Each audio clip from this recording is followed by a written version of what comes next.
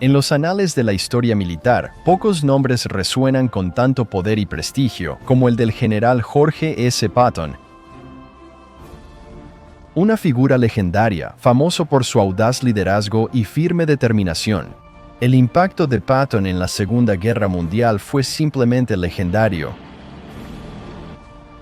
Pero detrás de la celebrada carrera de Patton se esconde una historia menos conocida, una historia de innovación, estrategia y compromiso inquebrantable.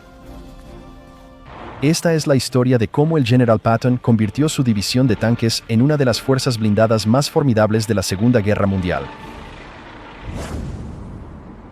En retrospectiva, la victoria aliada en la Segunda Guerra Mundial parece inevitable. Los aliados, especialmente los estadounidenses, estaban bien equipados, bien informados y habían movilizado toda la mano de obra necesaria para liberar al mundo del Reich nazi. Sin embargo, es fácil olvidar lo precaria que era la situación durante la guerra misma. Meses de planificación y decisiones rápidas en momentos clave cambiaron la historia para siempre. El Teatro del Norte de África fue el punto de inflexión inicial en una serie de eventos que llevaron a la Batalla de las Ardenas. Surgido tras la Primera Guerra Mundial, el tanque se convirtió en símbolo de la guerra moderna y arma capaz de cambiar batallas gracias a su fuerza de acero. En manos de Patton, el tanque se volvió una fuerza a considerar. Patton fue un líder visionario que entendía el potencial de la guerra blindada. Como pocos, él veía los tanques no solo como máquinas de guerra, sino como instrumentos de poder e influencia. La era dorada de la armadura mecanizada simbolizó una intensa carrera armamentista entre fuerzas opuestas. El uso de vehículos blindados en combate era un sueño desde el Renacimiento. Sin embargo, no fue hasta los crisol de ambas guerras mundiales que los ingenieros pudieron desarrollar tanques aptos para el combate en el calor de la batalla. Las tripulaciones de tanques dependían mucho del mando y control de sus comandantes en primera línea. En la guerra mecanizada, la logística eficiente es fundamental. La mala logística puede ser tan letal como el enemigo. Igualmente vitales para el esfuerzo de guerra fueron los civiles en casa, quienes trabajaban en las líneas de ensamblaje y operaban embarcaciones civiles, desafiando el Atlántico lleno de submarinos alemanes. La Segunda Guerra Mundial fue un esfuerzo colectivo donde las contribuciones militares y civiles fueron esenciales para la victoria. El teatro de operaciones en el norte de África fue un campo de pruebas clave para las tropas estadounidenses y le permitió a Estados Unidos lograr una posición estratégica. Enfrentar a las unidades secundarias de Hitler en África fue clave, pues significó la primera participación importante de fuerzas estadounidenses en la guerra. La Operación Antorcha, comandada por el general Dwight D. Eisenhower, marcó la invasión inicial destinada a enfrentar a las potencias del eje en el continente. El objetivo era ejecutar asaltos anfibios en Casablanca, Argel y Orán, desplegando a más de 65,000 tropas estadounidenses.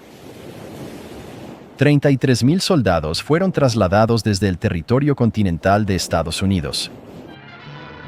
Las lecciones aprendidas de las difíciles batallas en África tuvieron un alto costo, con muchos sacrificios hechos por las fuerzas aliadas. La experiencia invaluable de los primeros reveses en África fue una inversión estratégica que trajo grandes beneficios. Más adelante en Europa, aunque tenían menos soldados y armas, los italianos y franceses de Vichy tenían un recurso formidable: el general Rommel y sus divisiones Panzer. El paso de Kasserine demuestra la habilidad del general Rommel en emboscadas, atrayendo tanques estadounidenses a un campo mortal con cañones Flak 88. El costo de esta campaña fue devastador, con más de 6,500 almas sacrificadas. La adopción de nuevas tácticas para contrarrestar el implacable ataque de la Blitzkrieg nazi tuvo un costo inmenso, pagado con las vidas de soldados estadounidenses y británicos. Estados Unidos, al notar la necesidad de actuar, hizo un cambio clave en el mando. Confiando el destino de la campaña al capaz liderazgo del general Patton,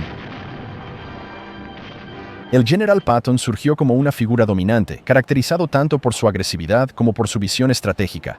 Él priorizó la logística y las preparaciones defensivas, mientras explotaba astutamente la debilidad más humana del general Rommel, el orgullo.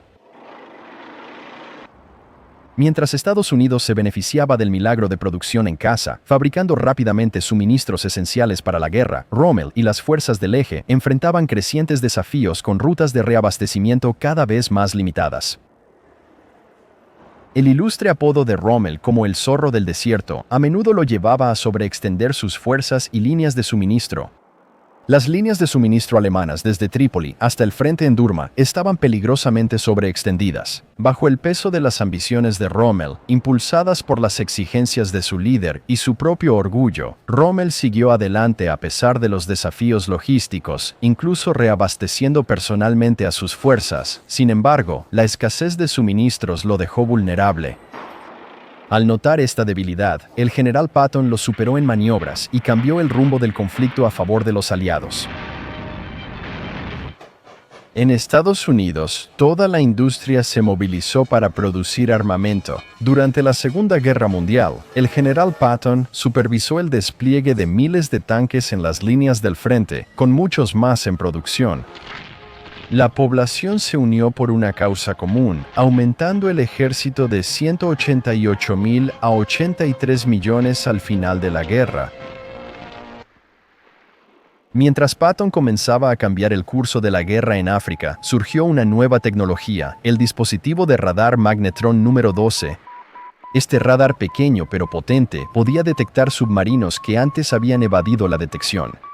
Combinada con el exitoso descifrado del código Enigma, esta tecnología anuló los ataques sorpresa alemanes en todos los frentes aliados de combate. La 7ª División Panzer de Rommel ya no logró las victorias de años previos. Patton abandonó las tácticas anticuadas de carga de caballería de la Primera Guerra Mundial en favor de ofensivas de armas combinadas, una estrategia que sigue siendo relevante hoy en día. En marzo de 1943, Patton fue ascendido a teniente general y lideró al 7º Ejército de Estados Unidos en Sicilia. Empleó sus fuerzas blindadas en un avance rápido que resultó en la captura de Palermo en julio y de Messina en agosto. El mayor logro de Patton fue el avance de su tercer ejército por el norte de Francia en el verano de 1944. Esta campaña se caracterizó por una iniciativa notable, un impulso implacable y una disposición a ignorar las convenciones militares tradicionales. Las unidades blindadas de Patton operaron hasta el 1 de agosto, casi 2 meses después del día D. A finales del mes ya habían capturado rápidamente lugares clave como Mayenne, Laval, Le Mans, Reims y Chalons. Con la caída de la resistencia alemana en Normandía, se creó una bolsa entre británicos y estadounidenses que amenazaba con atrapar a 2 ejércitos alemanes en Falaise. Patton estaba ansioso por completar el cerco de los alemanes, pero su superior, el general Omar Bradley, estaba preocupado de que tal maniobra dejara los flancos de Patton vulnerables a un contraataque.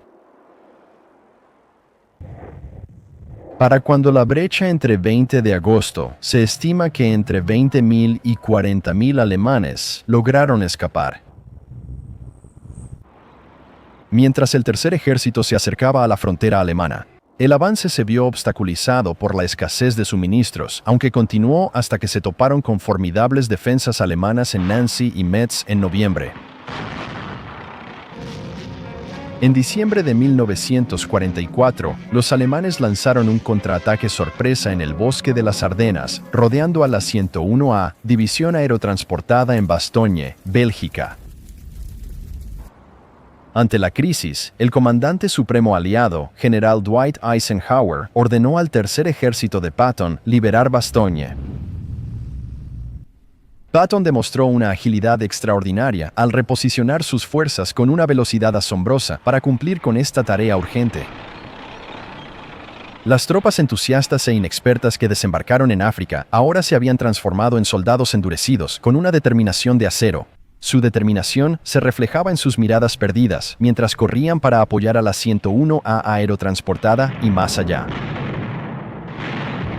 Tras pruebas en África, Sicilia, Italia y otros lugares, las tripulaciones de tanques de Patton se volvieron una unidad muy eficiente, cohesionada y lista para cualquier desafío.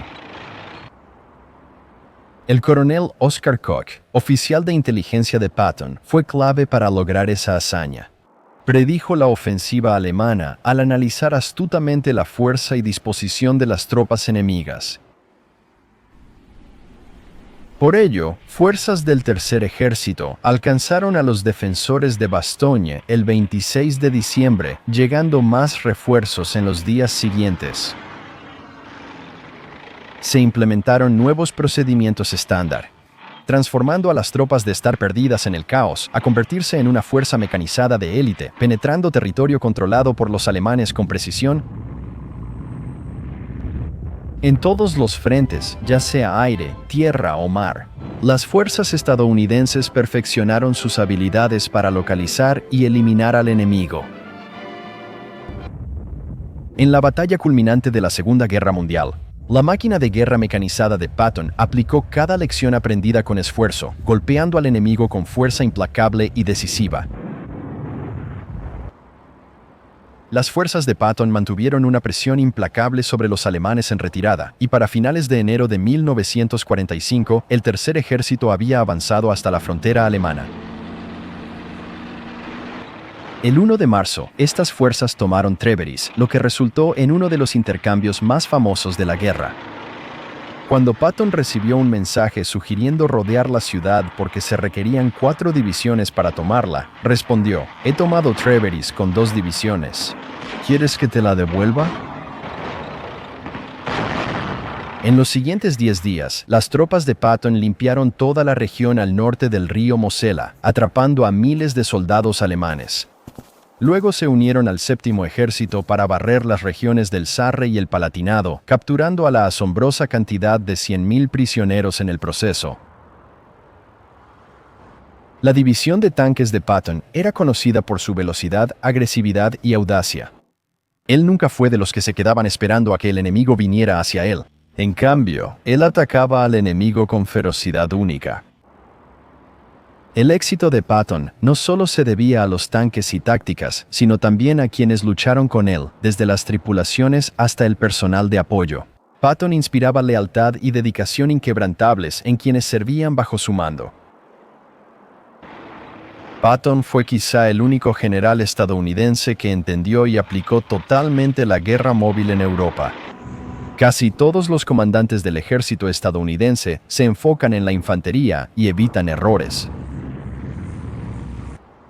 Patton era conocido por emplear órdenes de misión en el mando, en las cuales comunicaba su objetivo e intenciones a sus comandantes de división, permitiéndoles la autonomía para determinar el mejor enfoque para lograr dicho objetivo.